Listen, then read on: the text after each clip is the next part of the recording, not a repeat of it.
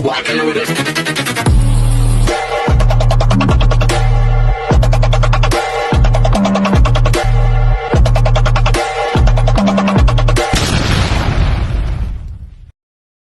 Hi everyone! Good evening! I'm back! It's your Mama Sam dito sa Sam Sam TV. Kamusta naman kayo mga amigo, amiga, kumare at kumpare? Sana lahat kayo ay okay at safe ngayong araw na ito. Syempre ko ako naman ang tatanungin nyo, fresh overload pa rin. So medyo pagod tayo today kasi late na ako nakauwi galing school. Tapos nag-meet kami ni Nu dyan sa labas. Kumain kami sa restaurant, sa Japanese restaurant. O, diba? Ang bongga lang. Pero syempre, mas gusto ko pa rin talaga yung mga McDonald's, yung mga fast food. Kasi sa McDonald's, ang sarap talaga ng french fries nila doon. Saka, syempre, yung burger nila, yung habol ko doon.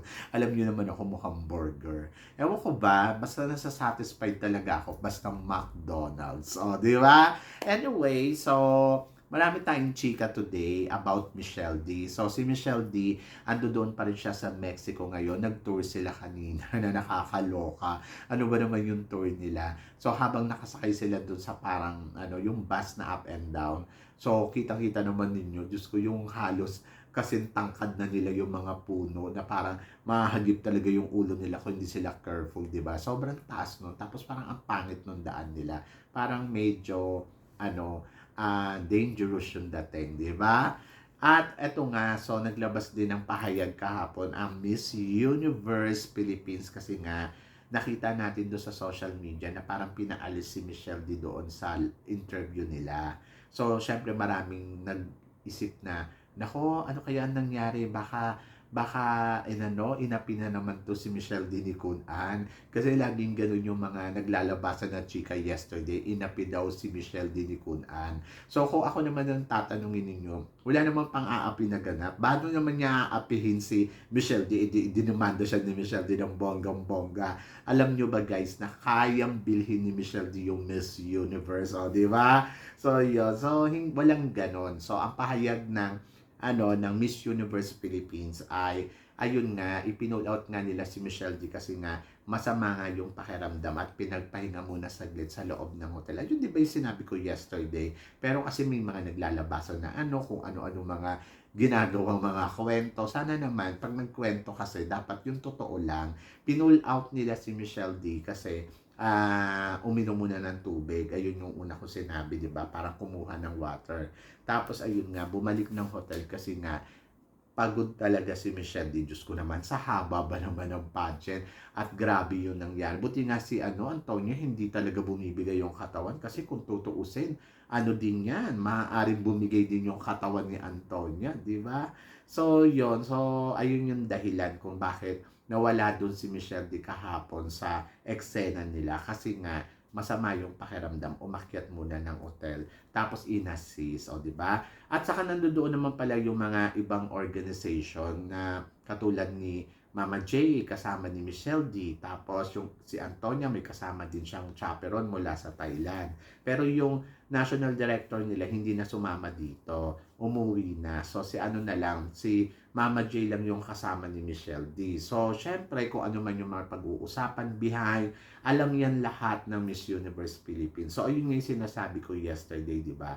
Na sa vlog ko na bakit hindi na lang sila maglabas ng statement para alam kung ano ba talaga yung totoong nangyayari dito sa Miss Universe. Yun lang naman yung akin. Para yung mga tao kasi hindi na sila nag-iisip ng kung ano-ano. Kasama naman pala nila yung honor. Pwede naman silang mag-request para sa ikatatahimik ng lahat, di ba? So sa atin, para sa atin, ganito yung nangyayari. Pero yung para sa kanila, eto na sila. Eto yung nangyayari. Kumbaga, life must go on. And then na-accept naman na kagad nila kung sino yung nanalo dito. At nakita naman ninyo yung kwento ni Nicaragua.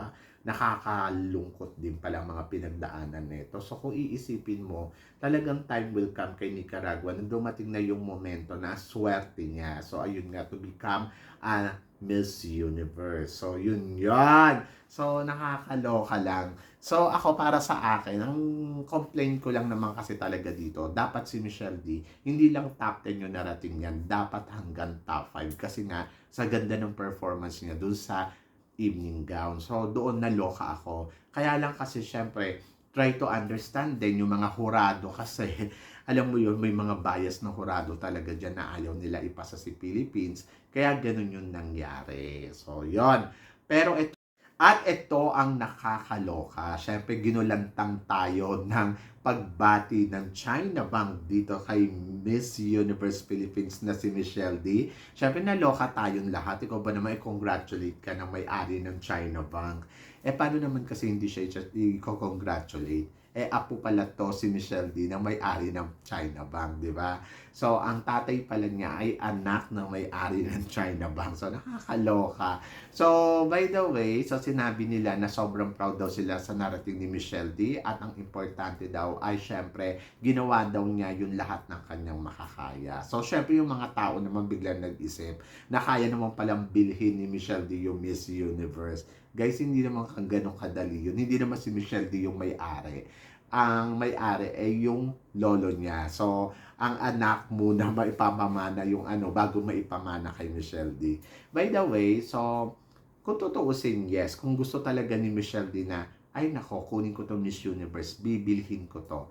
Kaya lang, syempre, hindi naman yan basta-basta papatol sa mga ganyang, alam mo yon business. Kasi syempre, depende yon sa kanila kung una, susugal ba sila sa ganyan na nalulubing negosyo. Syempre, hindi naman yan basta-basta susugal. Pangalawa, syempre, yung depende yon sa pamilya ni Michelle D kung interesado ba sila sa mga ganitong business. Pero syempre para sa kanila, hindi naman niya importante. O, di ba? So, hindi bibilhin yan. Kumbaga parang, kung gusto niya, di sana yung Miss Universe Philippines na. Kaso hindi. Walang ganon. Si Michelle D, syempre, individuality pa rin. So, kailangan niya pagyamanin yung sarili niya at kailangan niya syempre na gumawa ng sarili niyang pangalan. At ayun naman yung nakikita natin na ginagawa ni Michelle D. Pero kung tutuusin talaga kung gugustuhin ni Michelle dito, ano ba, pwede naman siya mangutang or mag-loan dito sa bangko nila para sumugal dito sa negosyo ng Miss Universe. Ayun nga lang, siguro nalaman ni Kun, naloka siguro to ng bonggang-bongga na, hala, si Michelle D, anak pala ng may-ari ng bangko. So, kailangan ko maging close dito at utangan ko. Charot. So, yan.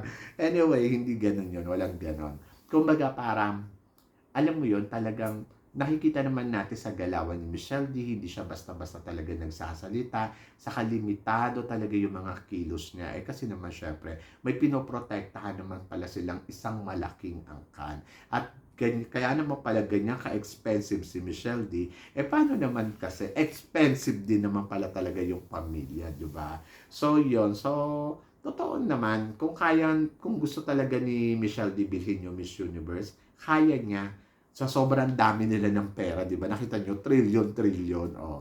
So, kaya niya. Kaya lang, syempre, hindi sila siguro talaga interesado. Kasi, alam mo na, mga businessman naman or mga ganyan, kalalaking tao, hindi naman yung basta-basta na, sige, bibilin ko yan. Kinongratulate lang nila to si Michelle D. Syempre, apo nila si Michelle D. At proud sila kung ano yung narating ni Michelle D dito sa Miss Universe. O di ba? Ang bongga nga kung tutuusin, o di ba?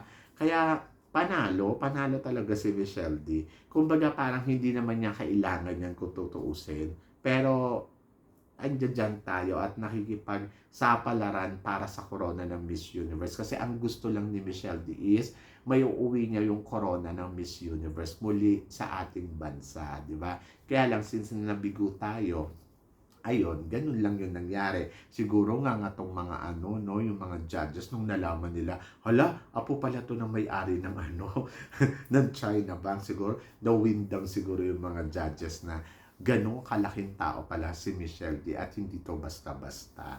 So, yun. So, wala nasa huli talaga ang pagsisisi. Nasa huli talaga. Di sana kung pinanalo to ni Kun An, matutulungan niya sa problema itong si di ba? Si Kun An doon sa pag-bankrupt niya doon sa Miss Universe, maaaring, alam mo yon na may ahon niya, kumbaga. Kaya lang, syempre, hindi niya pinanalo, manigas siya, charot.